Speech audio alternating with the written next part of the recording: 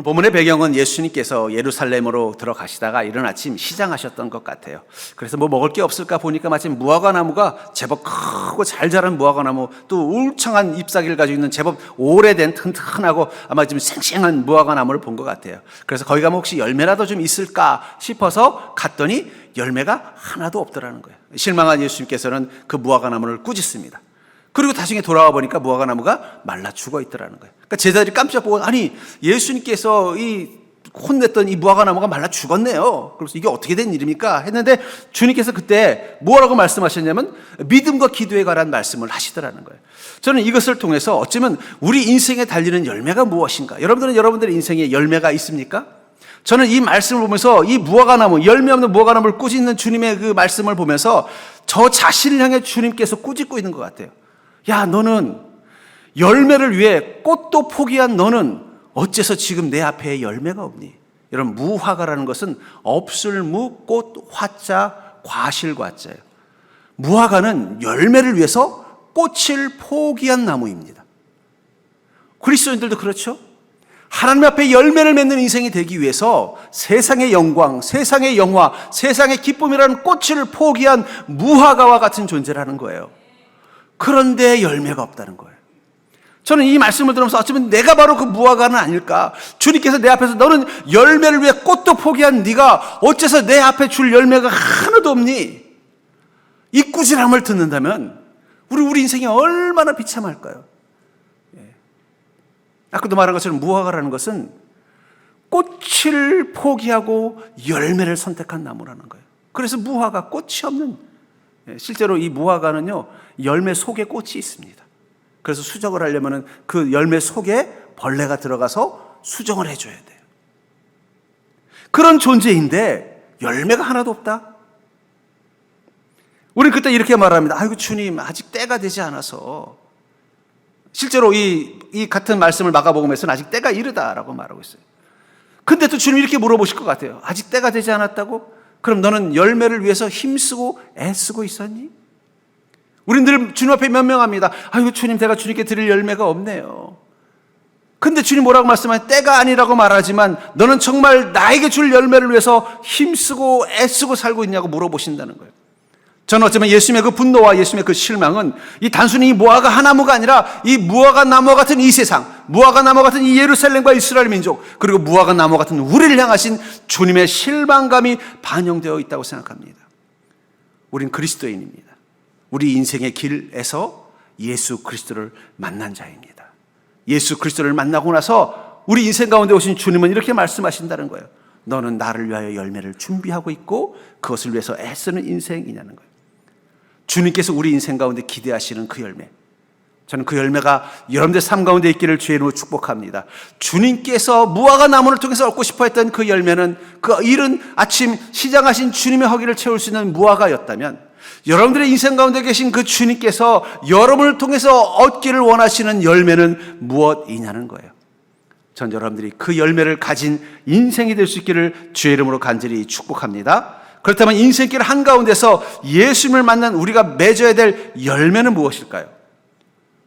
저는 어느 날 갑자기 주님께서, 물론 성령님은 늘 함께 계시지만 갑자기 주님께서 우리를 향해서 나를 위하여 열매를 준비했느냐라고 물어보신다면, 예 주님, 제가 주님을 위해 준비한 열매는 이것입니다라고 내놓으려면 여러분들이 무엇을 준비해야 돼요?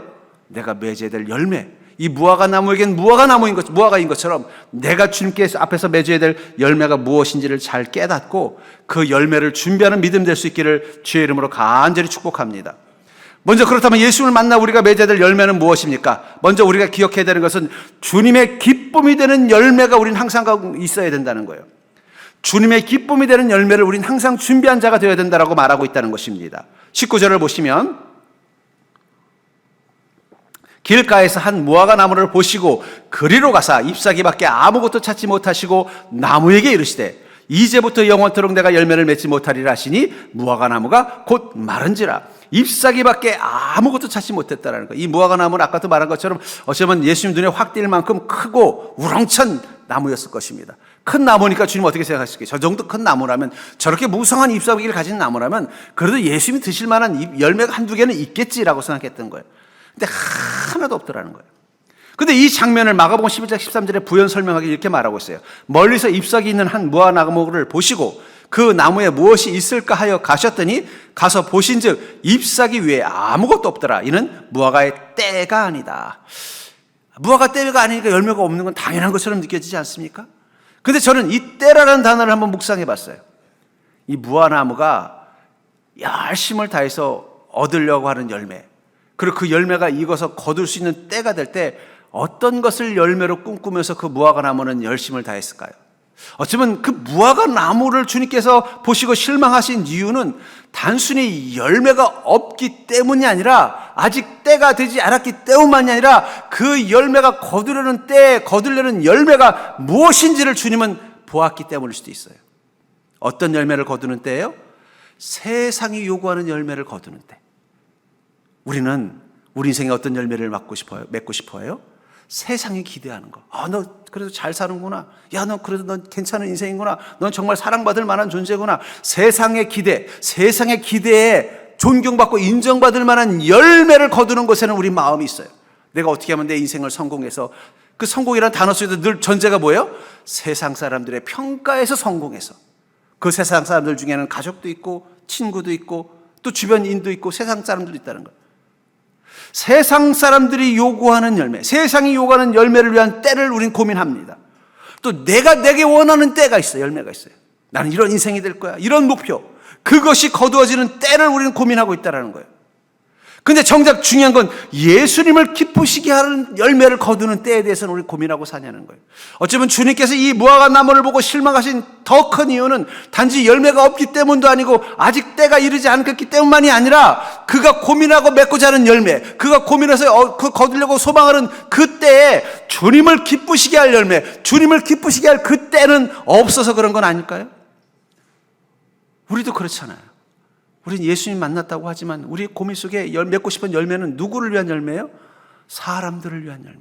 사람들이 당신 인생 대단해, 당신 멋져, 당신 최고야, 나도 당신 같은 인생 살고 싶어, 이런 소리 듣는 인생 되고 싶어서 그들을 기쁘게 하는 열매를 위해서는 우린 열심을 하고 그 때가 오기를 소망한다는 거예요. 아니면 나의 만족을 위한 때, 내가 목표하고 내가 바라고 내가 계획한 대로 내 인생의 열매를 맺는 것에 대해서는 고민하고 그 때를 기대하지만 주님을 기쁘시게 할 열매, 주님을 기쁘시게 할 그 때를 고민하면서 우리는 열매 맺는 삶을 살려고 애를 쓰냐는 거예요.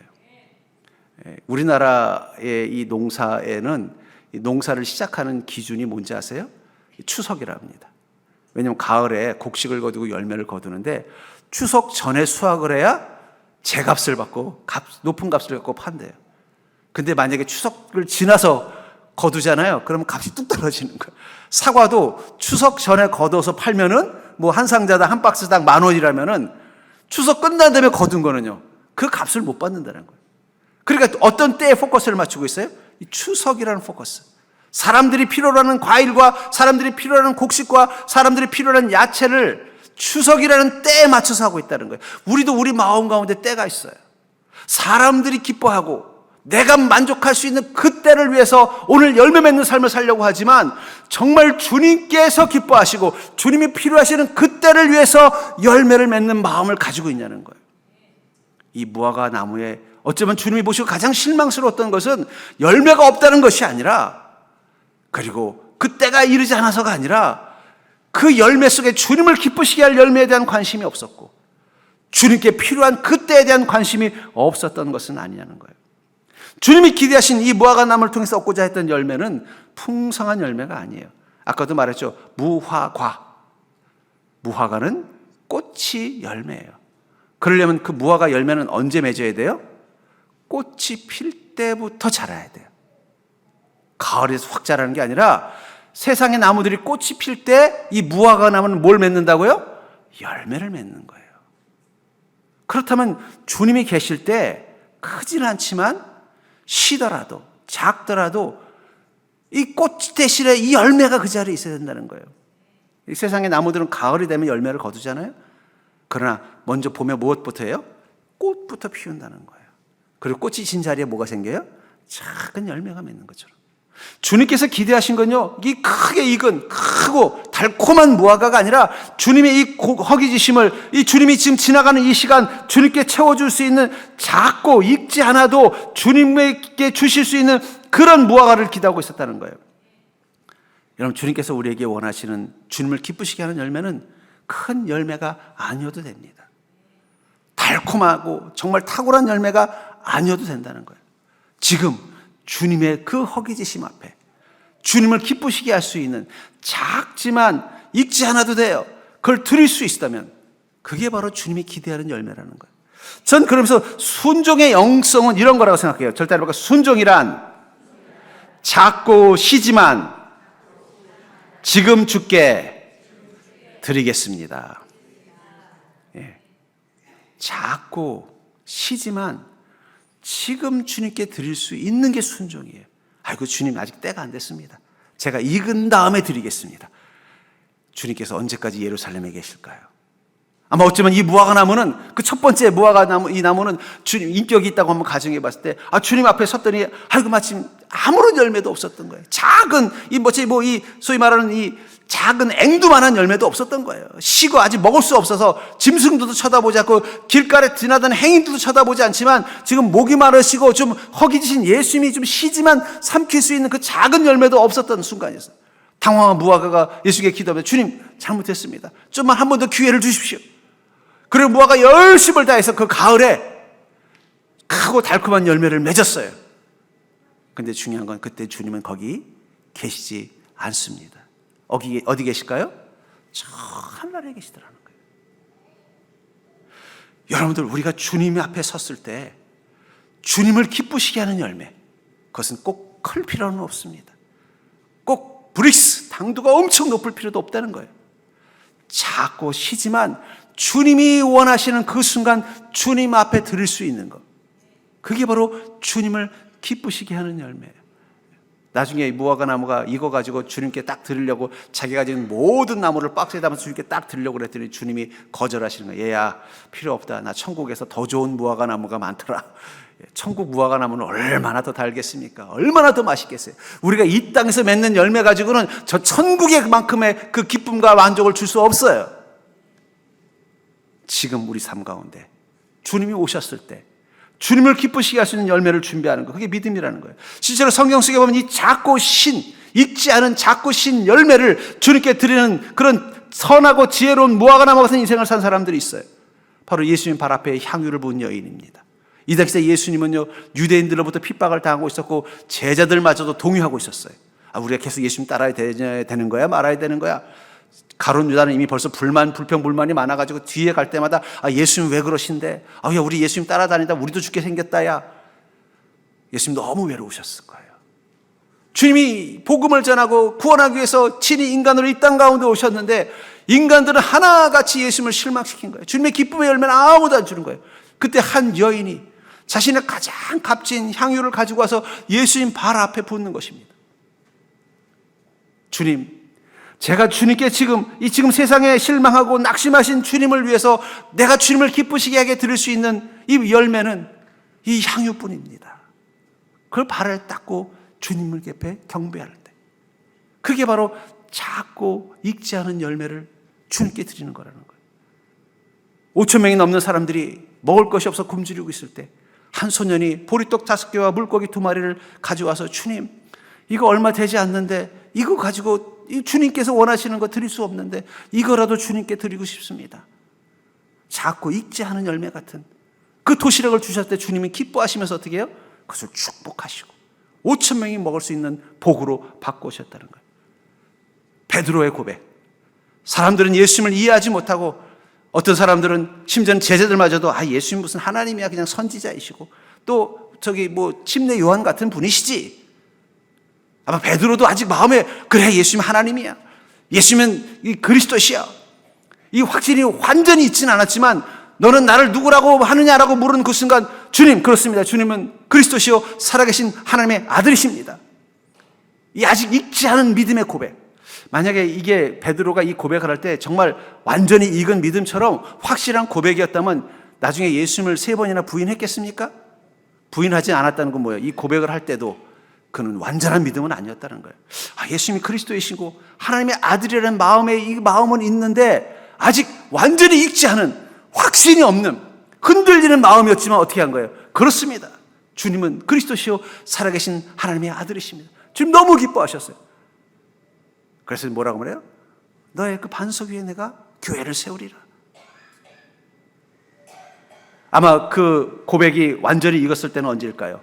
예수님이 부활하시고 승천하신 모습을 보고 나서 사도의 삶을 살 때는 완전히 익은 믿음으로 어떻게 했어요? 그렇습니다. 주님은 그리스도시요 살아계신 하나님의 아들이십니다. 여러분들 그분을 통해서 구원받아야 됩니다.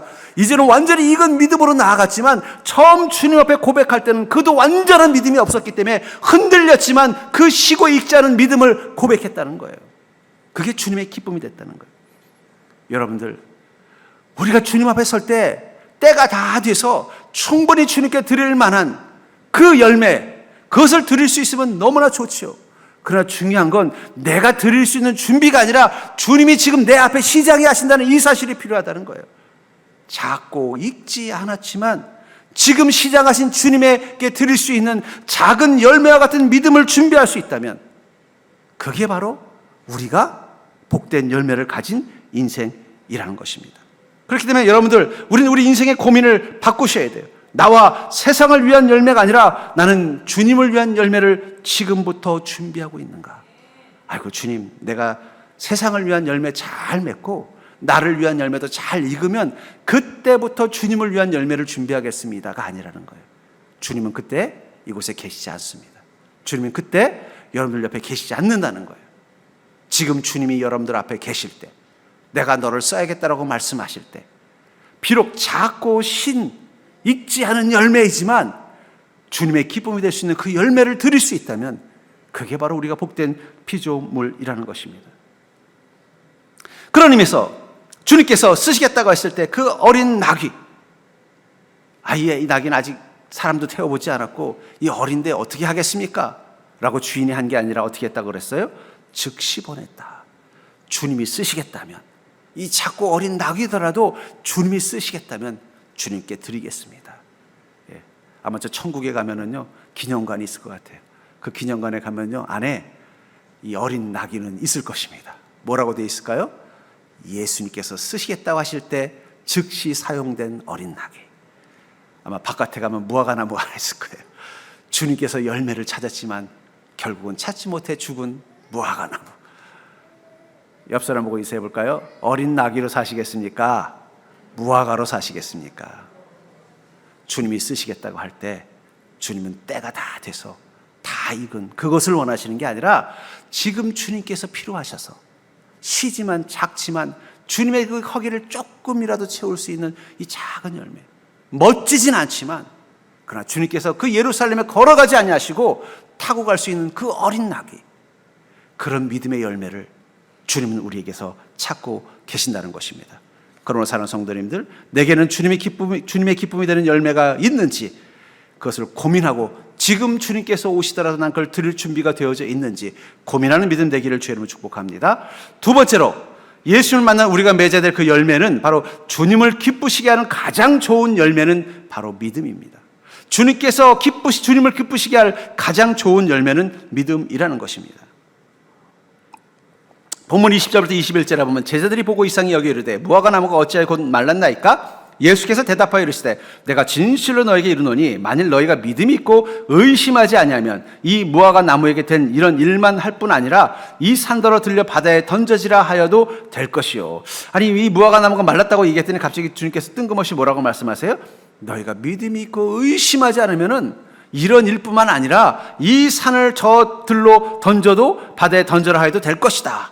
아니 이 무화과 나무가 죽은 것을 설명해 준 게 아니라 믿음을 이야기하고 계시다는 거예요. 왜 그랬을까요? 이 무화과 나무, 주님의 눈에 그 무화과 나무는 열매 없는 이스라엘 민족을 상징하는 것입니다. 예수님을 실망시키는 이스라엘 민족들, 예수님을 실망시킨 이 제자들을 말하는 거예요. 그런데 그들이 예수님을 실망시킨 이들의 공통점이 뭐예요? 믿음이 없는 자들이라는 거예요. 우리가 성경에 예수님께서 복음을 전하셨던 마태복음과 이 요한복음을 보시면요, 주님이 가장 기뻐하셨을 때는 그 사람의 믿음을 크기를 보았을 때입니다. 주님이 가장 실망했을 때는요, 믿음이 없는 걸 보고 실망했다는 거예요. 우리는 그걸 통해서 무엇을 깨달아요? 주님을 기쁘시게 할 수 있는 최고의 열매는 믿음이라는 것입니다. 마태복음 8장 8절부터 10절에 보면은 이 한 백부장, 이 헬라인인 백부장이 예수님께 자신의 하인이 병들어 죽게 생겼을 때 와서 치유해달라고 부탁을 합니다. 그랬더니 예수님이 기특하기도 하고 또 주변 사람도 이 백부장은 참 우리 유대인들에게 좋은 일을 많이 하는 선한 사람입니다. 주님이 친히 가셔서 비록 이방인이지만 가서 좀 치료해 주면 좋겠습니다. 그래서 그래 내가 치료해 줄게 했더니 백부장이 손살을 치면 아이고 주님 그러지 마십시오. 주님께서 유대인이신데 이방인 또 집에 가면 또 사람들이 또 뭐라고 또 구설수에 또 주님을 또 비난하는 이 유대인들이 있을 것입니다. 그러지 마시고 말씀만 하십시오. 저도 우리 이 상관 이 장군을 모시고 있는데 장군이 명령하면 그 명령 앞에 수행하고 또 그 명령을 들으면 또 밑에 이 하급 병사들에게 명령한 명령대로 다 됩니다. 감히 이 하나님이신 예수님께서 인간의 그 죄를 위해서 왜 친히 가실 필요 없습니다. 그냥 말씀만 하십시오. 그러면 내 하인이 낫겠습니다. 자신이 삶 속에서 믿음이 어떤 건지를 깨닫고 어떻게 돼요? 그 말을 하는 거예요. 그랬더니 주님께서 10절에 이렇게 말합니다. 예수께서 들으시고 놀랍게 여겨. 여러분 예수님 웬만하면 깜짝 놀라지 않으시는 분인데 무엇 때문에 깜짝 놀라신 거예요? 백부장의 믿음 때문에 깜짝 놀랐다는 거예요. 전 그것을 통해서 주님의 관심사가 어디 있는지 알겠습니다. 그것은 믿음입니다. 여러분들이 무엇을 가지고 주님을 놀라게 할 수 있을까요? 여러분들이 무엇을 가지고 주님을 가슴 뛰게 할 수 있을까요? 여러분들의 능력? 여러분들의 재능? 여러분들의 헌신? 아닙니다. 여러분들의 믿음이라는 거예요. 백부장이 주님을 놀랍게 깜짝 놀라게 하고 가슴을 뛰게 한 것은 그의 믿음에 있었다는 거예요. 저는 그것을 통해서 하나님이 우리를 향해 가장 기대하시는 가장 큰 좋은 열매, 그 기쁨은 바로 우리의 믿음이 자라는 것입니다. 어린 아기가 바닥에서 기어다니는 어린 아기가 갑자기 어느 날 벌떡 일어나가지고 아빠 엄마 아빠 하고 걸어갈 때 부모들은 어때요?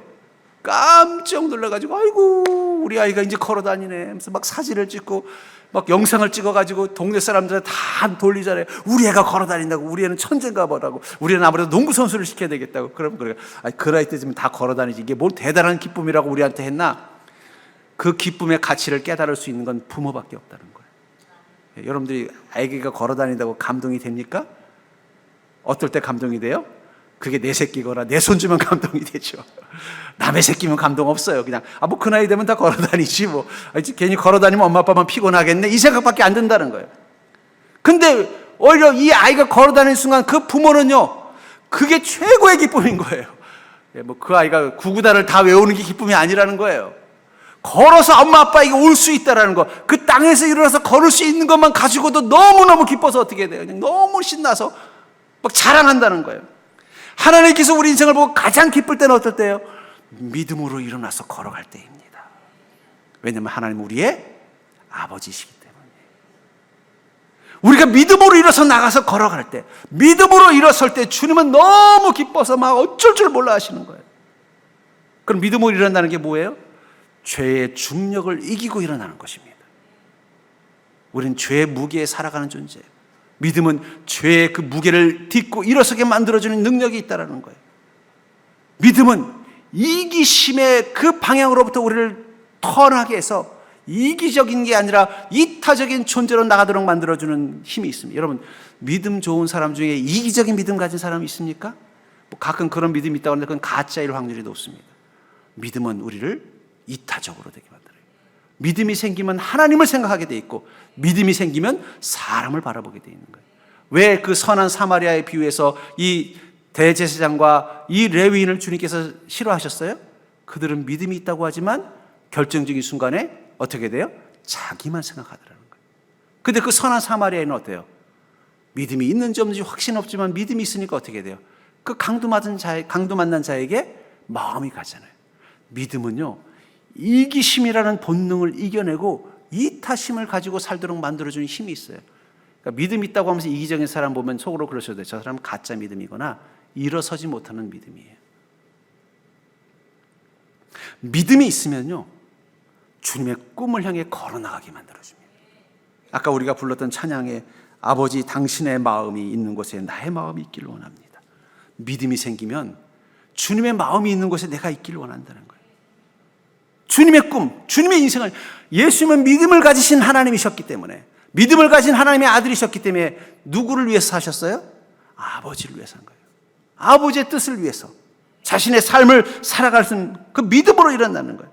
우리가 믿음으로 일었을 때, 그 죄의 무게를 이겨서는 믿음으로 나아갈 때, 우리가 믿음의 힘으로 나아갈 때, 이기적인 본능이 아니라 이타적인 사명감으로 나아갈 때, 우리가 믿음으로 일었을 때, 주님의 명령과 꿈을 향해 나아갈 때, 주님은 기뻐하시면서 박수 치시면서 마치 어린 자녀가 일어나서 아빠에게 달려올 때 옳지 잘한다, 옳지 잘한다고 말하는 그 부모처럼, 그 조부모처럼 기뻐하시면서 우리를 축복하신다는 거예요. 주님을 기쁘시게 하는 가장 좋은 열매는 우리가 믿음을 가지고 믿음으로 일어서는 것입니다. 그래서 요한복음 11장 16절에 보면은 예수님의 제자들과 예수님이 이 베다니로 가는 사건이 나와요. 마침 이때는 이제 예수님과 이 유대 지도자들하고 사이가 아주 나빠졌어요. 이 베다니는 예루살렘 바로 옆에 있는 작은 도시입니다. 우리로 치면 아마 옆에 어디 오산이나 어디 안성쯤 되는 거리인 것 같아요. 아마 안성보다 더 가까웠을 것 같아요. 그러니까 만약에 베다니에 예수님이 오셨다는 얘기를 들으면 분명히 예수님을 죽이려고 하는 지도자들, 유대인들이 사람들을 보내서 예수님을 체포해 갈 수도 있는 상황이었던 거예요. 그 걱정이 된 제자들이 그런 거, 아유 주님, 아무리 이 나사로가 주님 사랑하신다고 해도 뭐 이미 죽었다고 하는데 그냥 가지 마시죠. 그 괜히 가셨다가 그 유대인들이 예수님 오셨다는 소리 들으면요, 우리 큰일 납니다. 주님 가지 마셨으면 좋겠어요. 그랬더니 무슨 소리냐? 내가 가서 이 나사로를 다시 살려야겠다. 그때 이 도마가 약간은 툴툴거리면서도 이렇게 말하는 장면이 나옵니다. 그 장면을 이렇게 말하면 요한복음 11장 16절에 디두모라고 하는 도마가 다른 제자들에게 말하되 우리도 주와 함께 죽으러 가자 하니라. 저는 이 도마가 아유 예수님은 그 위험한 짓을 왜 하신대? 아유 야 우리도 함께 죽으러 가자. 만약에 그게 아니라 주님 꼭 그러시면 베드로는 좀 데리고 가시죠 라고 하는 게 아니라 뭐예요? 우리 같이 가자. 어쩌면 나중에 도마가 난 예수님의 손에 이 못자국, 이 옆구리에 창자국 못 보면은 나 못 믿겠다 했을 때도 주님이 웃으시면서 했던 거는 바로 이 장면을 통해서 주님께서 도마를 보셨기 때문이에요. 주님과 함께 죽으러 가자. 이 말은 뭐예요? 우리의 믿음이 내게 손해가 되고 내가 피해가 되고 내가 고통이 되더라도 주님과 함께 가겠다는 그 마음, 주님과 함께 죽으러 가자. 아마 그 말을 들었을 때 주님이 속으로 그랬을 거예요. 어쭈 제법이네. 나는 도마는 맨날 비판적이고 도마는 또 보면은 뭔가 좀 이게 믿음이 좀 약한 줄 알았더니 나와 함께 죽을 각오를 하다니 제법이네. 여러분 우리가 믿음이 크다는 걸 언제 알아요? 주와 함께 죽으러 갈 때 우리 믿음의 크기가 나오는 거예요. 주와 함께 죽으러 하자는 그 말 듣고 제법이네라고 생각했을 거라는 거예요. 저는 주님께서 많은 병자들을 치료한 이 장면을 볼 때마다 저는 주님의 시선으로 그 상황을 한번 묵상해 봐요. 어쩌면 주님은 눈을 들어 그 병자들을 향해 치료하고 있었지만 중요한 건 그 주님이 병자들을 치료할 때 그 옆에 누가 있었어요? 제자들이 있었다는 거예요. 그럼 왜 제자들과 함께 치유하셨을까요? 믿음의 능력으로 그들도 병자들을 치료하는 인생으로 만들고 싶었던 거예요. 아마 어쩌면 마치 여러분 종합병원에 가보면요, 내가 병 환자로 누워 있으면요, 주치의 혼자 오나요? 의사 학과장이 오면 뒤에 그냥 레지던트 인턴들이 우르르 오잖아요. 우르르 왜 올까요? 그럼 그 주치의가 나 이런 사람이야 자랑하려고 하는 게 아니에요. 뭐예요? 내가 누워 있을 때 우리 병을 보면서 이번엔 그러면 내일 약을 한번 더 써봅시다. 내일 한번 검사를 합시다. 그럼 뒤에서 열심히 적고 있는 거 뭐예요? 저 췌장염에 걸린 저 사람이 이런 상황에서는 우리 학과장이 보니까 이럴 때는 검사를 이걸 다 적는 건 뭐예요? 그래야 내가 나중에 그 사람의 주치의가 됐을 때 똑같이 진료할 수 있기 때문이에요. 병자들을 치료할 때 우리는 예수님이 그 병을 치료하셨다, 예수님이 그 은혜를 베푸셨다 이것만 생각하지만 주님이 왜 그 자리에 제자들을 데려갔는지에 대해서 생각하지 않는다는 거예요. 주님이 어떤 자가 되기를 원하는 거예요? 주님의 은혜로 치료받고 주님의 능력으로 은혜를 경험하고 이런 믿음의 삶으로 만족하지 않고 나와 함께 다른 사람들을 이렇게 세울 수 있는 믿음의 능력을 가진 자가 되기를 원하셨다는 거예요. 그래서 에베소 4장 13절에 보면 우리가 다 하나님의 아들을 믿는 것과 아는 일이 하나가 되어 온전한 사람을 이루어 그리스도의 장성한 분량이 충만한 데까지 이르리니, 우리가 하나님을 믿고 아는 일이 하나가 돼서 어떻게 되냐, 온전한 사람을 이루었을 때 그리스도의 장성한 분량이 충만한 데까지 이른다라고 말했을 때 그 그리스도의 장성한 분량, 우리가 기대하는 주님의 그 수준까지 올라가야 되는 가장 핵심적인 부분이 뭐라는 거예요? 그게 바로 믿음이라는 거예요. 여러분, 병자들을 주님께서 치료하실 때 믿음이 있는 병자들만 치료하신 것은 아닙니다. 때로는 친구의 믿음을 보고도 치료해 주셨어요. 치료받는 데는 꼭 믿음이 필요한 것은 아닙니다. 그러나 그 병자들을 치료하는 자리, 예수 그리스도와 함께 서는 그 자리에 제자처럼 서려면 무엇이 있어야 돼요? 믿음이 있어야 되는 거예요. 그것을 주님께서 오늘 본문에서 뭐라고 말해요? 너희가 믿음이 있으면 이 산을 들어서 바다에 던지더라도 그대로 될 것이다 라고 말하는 것은 너희들이 그런 인생을 살려고 내 옆에 있는 거지. 그게 바로 내가 기뻐하는 믿음이고 그런 믿음의 열매를 가진 자가 되기 위해서 내가 너희들과 함께 있는 거지. 24시간 너희들 옆에 붙어서 여러분들 병들면 치료해주고 먹을 거 떨어지면 밥 해주려고 내가 너희들 식모냐 이런 마음일 수 있다는 거예요. 여러분, 성령님이 여러분들 식모입니까? 성령님이 여러분들의 인생에 도움입니까? 성령님이 여러분들의 주치의예요? 맞아요. 성령님은 우리를 치료해 주실 것이고 성령님은 우리를 도우실 것이고 성령님은 우리의 굶주림을 채워줄 것입니다. 그래서 성령님이 그것만 기대한다면 매일 계실 이유가 없잖아요. 야, 힘들면 전화해라. 아프면 전화해라. 밥 떨어지면 연락해라. 그러지 않았겠냐는 거예요. 근데 왜 함께 계셔요? 우리가 믿음의 분량, 그리스도의 장성한 분량까지 우리가 믿음의 열매를 맺는 인생이 되기를 원하시는 것입니다. 주님을 기쁘시게 하는 가장 좋은 열매, 그것은 믿음입니다. 언제까지 주님의 시선 앞에 있는 병자의 자리에 서 있겠어요? 이제는 주님의 옆에 서서 병자들을 이렇게 세울 수 있는, 믿음의 능력으로 주님과 함께하고 주님의 일에 동참할 수 있는 그런 인생을 꿈꿔야 되지 않겠습니까? 주님은 그런 열매를 기대하고 있다는 거예요. 좀 여러분들을 향해서도 제법이다 이런 소리 한번 들어봐야 되지 않겠어요? 그러려면 어떻게 된다고요? 절대 주와 함께 죽으러 가자. 적어도 이 정도 고백은 할 수 있어야 내가 주와 함께 죽으러 가겠습니다. 주와 함께 내 인생 망하러 가겠습니다. 주와 함께 내 인생 포기하러 가겠습니다. 주와 함께 내 인생을 잃어버려도 괜찮습니다라고 말할 수 있는 단계까지 가야 주님 뭐라고 말씀하시는 거예요? 너 제법이다. 우리가 이 땅에서 믿음으로 사는데 주님한테 그런 소리 한번 듣고 가야 천국 가서 자랑할 게 있지 않겠어요? 아이고, 주님께서 내가 태어날 때부터 나를 치료해 주시고 20대 때도 나를 보호해 주시고 30대는 나를 지켜주시고 40대는 내게 은혜를 베풀어 주시고 50대는 내 인생 가운데 복을 주시고 60대 때는 나를 위로해 주시고 70대 때는 나와 함께 하시고 80, 90대 때는 나를 치료하시고 함께 하시더니 천국까지 무사히 데려오셨네요. 그러면 주님 뭐라고 하실까요? 그래, 참 내가 너 때문에 고생이 많았다. 근데 너는 한 번도 내게 기쁨이 되지 않았구나. 그러지 않겠냐는 거예요. 주님은 여러분들이 믿음으로 일어나기를 원하십니다. 이제 병자의 자리, 주님의 그 궁율의 눈앞에 있는 자리가 아니라 예수님의 옆자리, 주님과 함께 믿음으로 일어서는 자리에 서는 자가 되기를 주의 이름으로 축복합니다. 그런 큰 믿음의 열매를 얻으려면요, 날마다 작은 믿음의 도전이 필요합니다. 정말 주님의 옆자리에 서서 주님의 그 장성한 분량까지 나아가는 믿음으로 주님과 함께 주님의 영광을 위해서 살아가는 복된 인생으로 믿음으로 일어나는 그 단계까지 가려면, 이 큰 믿음의 열매를 얻으려면요, 날마다 작은 믿음의 도전이 필요하다고 말하고 있다는 것입니다. 본문의 22절을 보시면 너희가 기도할 때 무엇이든지 믿고 구하는 것은 다 받으리라. 주님께 기도하고 그것을 믿으면, 구하면 다 받는다. 근데 여기서 더 중요한 단어가 뭐냐면 무엇이든지라는 거예요. 그리고 다라는 것입니다. 무엇이든지 다라는 그 속에는 큰 것만 있지는 않겠죠? 작은 것도 있을 거예요. 그렇죠? 작은 것까지도 어떻게 해야 돼요? 믿음으로 구하는, 믿음으로 살아가는 인생이 될 때, 그게 바로 작은 믿음의 도전이라는 거예요. 이 끌어당김의 법칙이라는 단어가 있습니다. 그게 뭐냐면, 쉽게 말하면 그런 거예요. 왜 사람들이 끌어당김의 법칙 이런 얘기를 하나 봤더니, 그게 뭔가 봤더니, 왜 어떤 사람 보면 왠지 매력이 느껴지는 사람 있잖아요.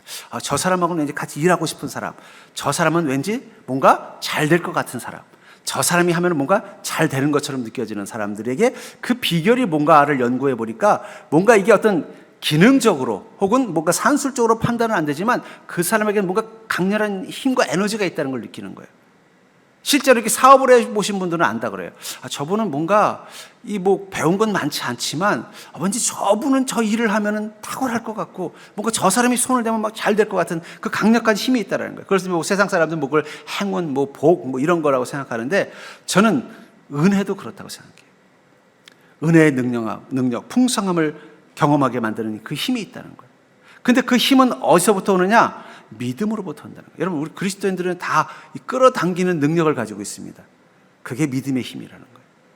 우리가 믿음으로 살아갈 때 우리는 끌어당기는 힘을 경험한다는 거예요. 우리 안에서 뭔가 믿음이 주는 강렬한 힘, 그 매력. 여러분, 이 사도행전에 보십시오. 성경에 나오는 이 위인들을 보십시오. 뭔가 그들에게는 뭔가 힘이 느껴지지 않습니까? 뭔가 사람들의 마음을 끄는 힘, 뭔가 그 사람이 그 일을 해낼 수 있도록 강력한 에너지와 힘이 있는 게 느껴지잖아요. 근데 그것이 어디서부터 온다고요? 믿음으로부터 한다는 거예요. 근데 이 믿음은 스케일보다는 횟수가 더 중요하다는 걸 느껴요. 작은 믿음의 실천, 내 삶의 작은 것까지도 다 믿음으로, 여기 아까 기도한 것처럼 무엇이든지 다 믿고 구하는 것. 그것을 다, 무엇이든지 다, 내 삶의 모든 것들을 다 믿음으로 하나씩 믿음의 능력으로 살아가는 그 순간 어느 한 포인트가 됐을 때 어떻게 되는 거예요? 그 믿음의 강력한 열매와 힘을 경험하게 되는 게 바로 그게 어떻게 보면 그리스도인에게 있어서의 끌어당김의 법칙이라는 거예요. 믿음의 능력이 있다는 거예요. 근데 그것을 위해서는 두 가지가 있어요. 뭐냐면 우리가 성도들을 보면요, 이 기도와 믿음의 관계를 보면은요, 어떤 분은 믿고 구하는 사람이 있고요, 어떤 사람은 구해서 얻으면 믿는 사람이 있어요. 아, 주님, 나 이거 필요해요. 하나님 응답해 주시옵소서. 응답해 주셔서 얻으면, 아, 역시 하나님은 하나님이셔. 믿음이 생기는 사람이 있어요. 그런 믿음의 특징은 뭐냐? 응답이 없으면 믿음도 사라진다는 거예요. 구할 것이 있어야만 믿음이 작동돼요. 반대로 믿고 구하는 사람이 주실 줄 믿습니다 하고 기도하는 거예요. 아, 주님께 기도하면 다 응답 주시지, 주님께 구하면 다 주시지 하는 분들의 특징은 뭐냐면 모든 것을 믿음으로 살아간다는 거예요. 그 차이더라고요. 구해서 얻으면 믿는 사람들은요, 구할 때만 믿음이 작동이 돼요. 그리고 구하자 얻지 못하면 믿음이 없어져 버려요. 그러니까 그분은 믿음이 있는 것도 같다가 없는 것도 같다가, 믿음이 높은 것도 같다가 낮은 것도 같다가. 근데 믿고 구하는 사람들은요, 모든 것을 다 믿음으로 구하는 자. 아, 주님 믿으면 다 돼, 주님께 믿음으로 나가면 돼 하는 사람은 매사의 모든 것을 믿음으로 반응하니까 어떻게 돼요? 그 믿음의 능력이 올라가는 것입니다. 전 그러면서 여러분, 큰 열매를 맺는 믿음, 큰 믿음의 열매를 맺기 위해서 가장 중요한 건 무엇이냐? 날마다의 믿음이 필요하다는 거예요. 날마다 믿음으로 반응하는 것. 그게 큰 열매를 맺는 거예요. 그것을 여호수아서 1장 8절에 보면은 여호수아가 이스라엘을, 모세를 대신해서 지도자가 되었습니다. 그리고 이스라엘 민족을 이끌고 가나안 땅으로 가야 되는데 자기가 그런 능력이 안 된다고 생각하니까 막 걱정이 많이 되는 거예요. 또 광야도 아니고 이 가나안 땅에 가면 정복 전쟁도 해야 되는데 이제는 모세도 없습니다. 어떻게 이 일을 감당하게 되나 근심하는데 그때 주님께서 오셔서 이런 말씀하셨어요. 이 율법책을 내 입에서 떠나지 말게 하며 주야로 그것을 묵상하여 그 안에 기록된 대로 다 지켜 행하라. 그리하면 내 길이 평탄하게 될 것이며 내가 형통하리라. 여기서 뭐라고 말했어요? 주야로 그것을 묵상하라. 말씀을 주야로 묵상한다는 건 뭘 말하는 거예요? 내가 어떻게 하면 믿음대로 살 것인가를 날마다 고민하면서 말씀을 통해서 지혜와 음성을 듣고 순종하며 나간다는 거예요. 그 안에 기록된 대로 다 지켜 행하라. 내 안에 주님께서 말씀을 주시고 음성을 주시고 그 믿음이 어떻게 반응하는 거예요? 그 말씀대로 순종하도록 모든 걸 다 지켜 행하라. 날마다의 믿음이 있어야 되는 거예요. 주야로 다 지켜. 그럼 제가 어떻게 해야 날마다의 믿음을 가져야 될까요? 저는 그것을 이렇게 정의 내리고 싶어요. 날마다의 믿음을 가지려면요, 믿음이 주는 마음으로 살면 됩니다. 절대 해볼까요? 날마다의 믿음으로 살려면 믿음이 주는 마음으로 살라.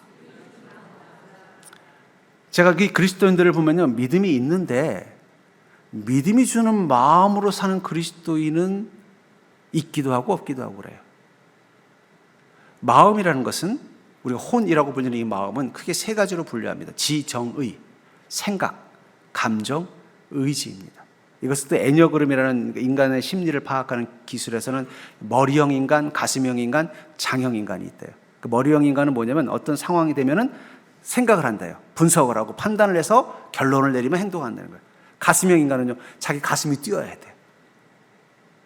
어떤 일에 대해서 감정이 먼저 올라오는 사람이 있고, 장형은요, 무조건 저지르고 의지가 중요한. 그러니까 자기가 의지하는 에너지가 머리에 있는 사람이 있고 가슴에 있는 사람이 있고 이 의지에 있는 사람이 있다는 거예요. 그러니까 사람마다 유형이 틀리다. 그리고 또 MBTI에서는 머리라면 이제 T형들, 그리고 가슴이면 F들, 그 다음에 이 장형은 이제 주로 J형들, TJ, FJ.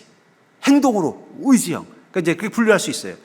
근데 이 생각과 의지와 감정 안에 믿음이 임하면 우리는 날마다 믿음으로 살 수 있다는 거예요. 생각, 믿음이 주는 생각으로 사는 성도가 있어요. 날마다. 그런 사람들은 어떻게 돼요? 말씀을 듣고 말씀에 근거해서 인생을 분별하면서 살아요. 근데 믿음이 주는 생각이 아니라 죄가 주는 생각을 가지면은요, 자꾸 헷갈려해요. 자꾸 헷갈려요. 분별력을 잃어버려요. 무지해져요. 말씀이 주는 생각으로 사는 사람, 말씀이 주는 믿음을, 생각이 주는 믿음으로 사는 사람은 그 말씀과 믿음이 생각의 근거가 돼서 어떻게 해요? 분별하는 거예요. 성령이 주는 그 분별력과 말씀에 근거한 분별력으로 판단하는 능력이 있는데, 말씀이 주는, 믿음이 주는 생각을 못하는 사람들은요, 분별력을 잃어버려요. 예. 이게 선한 건지 악한 건지. 세상 사람들은요, 이 말씀이, 믿음이 주는 생각을 못하니까 어떻게 돼요? 이게 진리인지 거짓인지 막 분별을 못하는 시대가 되어버린 거예요. 믿음이 주는 의지를 가진 사람들은요, 그 말씀에 근거해서 성령님의 인도하심을 따라 순종하고 나아갈 수 있어요. 근데 믿음이 주는 의지가 아니라 죄가 주는 의지를, 죄의 영향을 받는 의지를 가지면요, 순종하는 게 힘들어요. 예. 여러분들 어린이 동화 중에 피노키오 보십시오. 그 피노키오는 왜 그렇게 말을 안 들을까요? 그건 죄가 주는 의지를 가지고 살기 때문에. 오른쪽으로 가라면 꼭 왼쪽으로 가고 싶죠. 청개구리. 청개구리는 왜 이렇게 말을 안 들어요? 죄가 주는 의지로 살기 때문에. 근데 우리 그리스도인들 중에 보면은요, 믿음이 주는 의지로 사는 그리스도인인가 하면 죄가 주는 의지, 아직 그 의지까지 믿음이 닿지 않은 사람들이 있어요. 그런 사람은요, 왠지 거꾸로 해야 편해. 믿음이 주는 감정이 있고요, 죄가 다스리는 감정이 있습니다. 믿음이 주는 감정을 가지면요, 주님의 마음의 공유가 돼요. 그러나 죄가 주는 감정이 되면요, 우리 안에 온통 부정적인 감정이 가득한 거예요. 분노, 슬픔, 외로움, 억울함, 의심, 근심. 이게 마음속에서, 어쩌면 현대인들은요, 이 죄가 주는 감정에 사로잡혀 있어서, 제가 얼마 전 설교에도 그랬죠. 현대인들은 불안과 근심에 중독되어져 있다. 전혀 불안할 이유가 없는데도 왠지 이러면 불안해요. 너무 잘 돼도 불안해. 아무 일이 없어도 불안해. 그러니까 그 사람은 불안해야 마음이 편한 거예요. 그래서 불안한 거예요. 내 문제에 아무 근심이 없는데도 자꾸 걱정을 해야 마음이 편안하니까 자꾸 걱정거리를 찾아요. 중독됐다. 어쩌면 현대인들은 죄의 그 감정이 오염되어 있어요. 믿음이 주는 감정을 갖게 되면 어떻게 돼요? 주님의 마음을 공유하는 것입니다. 아까 우리가 불렀던 그 찬양, 아버지 당신의 마음이 있는 곳에 나의 마음이 있기를 원해요. 바로 믿음이 주는 감정을 갖는 것입니다. 아버지 당신의 눈물 고인 이곳에 나의 눈물이 고이기를 원해요. 믿음이 주는 감정을 가지면요, 하나님의 고통이 공감되어지는 거예요. 아버지 당신이 바라보는 영혼에게 나의 두 눈이 향하기를 원해요. 여러분, 믿음이 있으면 어떻게 된다고요? 이기의 힘에서 일어나서 이타적으로 간다고 말했잖아요. 아버지 당신이 울고 있는 이 어두운 땅에 나의 두 발이 향하기를 원해요. 믿음이 주는 의지가 있으면 어떻게 돼요? 주님의 명령을 따라 사명의 두 발을 향해 이 어두운 땅을 향해 갈고자 하는 용기가 생긴다는 거예요. 내 마음이 아버지의 마음 알아 내 모든 뜻 아버지의 뜻 될 수 있기를. 나의 온몸이 아버지의 마음 알아 나의 모든 삶 당신의 삶 되기를. 나의 온몸이 아버지의 마음을 안다는 건 나의 지정의가 믿음으로 채워지는 것입니다. 믿음이 주는 마음이 있고요, 죄가 주는 마음이 있어요. 특별히 감정. 우리는 감정과 나를 동일시합니다. 화가 난 나, 화는 감정이고 그것은 죄가 준 화일 수 있어요. 나와 화는 같은 게 아니에요. 슬퍼하는 나, 슬픔은 감정이고 나는 다른 거예요. 슬퍼해야만 내가 아니에요. 슬픔도 죄가 주는 슬픔이 있다는 거예요. 여러분, 죄가 주는 슬픔이 있고 믿음이 주는 슬픔이 있습니다. 죄가 주는 슬픔의 공통점은 연민이고요, 믿음이 주는 슬픔의 공통점은 애통입니다. 예수님은 사람들의 고통과 절망 앞에 슬퍼하는 애통을 가졌어요. 믿음이 주는 감정 중에 애통하는 자, 주님 뭐라고 말씀하셨어요?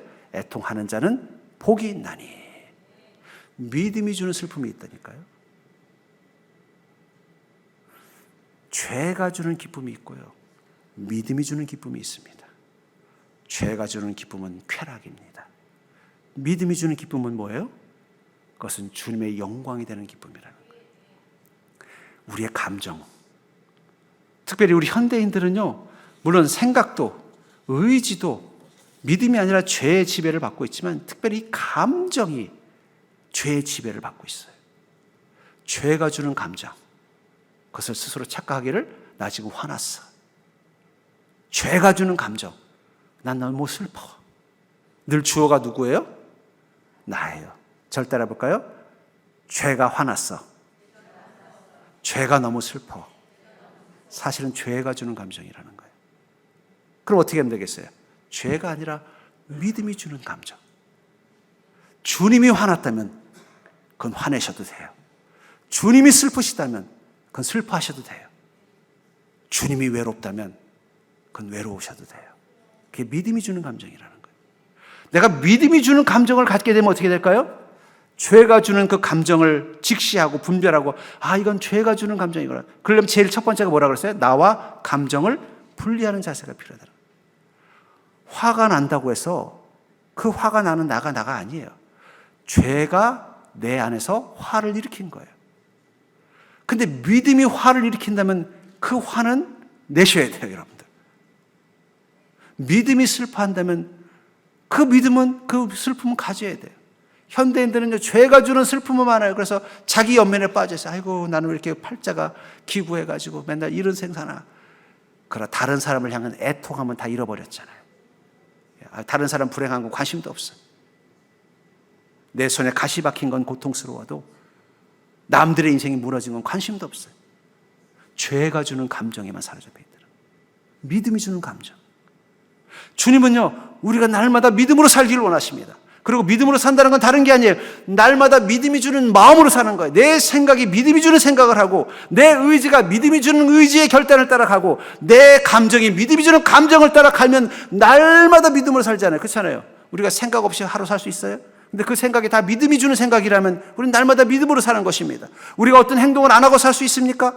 우리가 무엇인가를 하는데 믿음이 주는 의지를 따라 한다면 날마다 믿음으로 사는 것입니다. 우리가 어떻게 감정 없이 살 수 있겠어요? 희로애락이 다 있죠. 그러나 그것이 믿음이 주는 감정이라면 우리는 날마다 믿음으로 사는 거예요. 그러니까 날마다 믿음으로 사는 인생 가운데 무엇이 맺는다고요? 큰 열매 맺는 믿음. 예수 그리스도와 함께 병자를 일으킬 수 있는 믿음. 믿음의 권능, 산을 옮길 수 있는 믿음의 권능을 경험하는 믿음. 그때부터 큰 믿음이 무엇인지를 경험하는 거예요.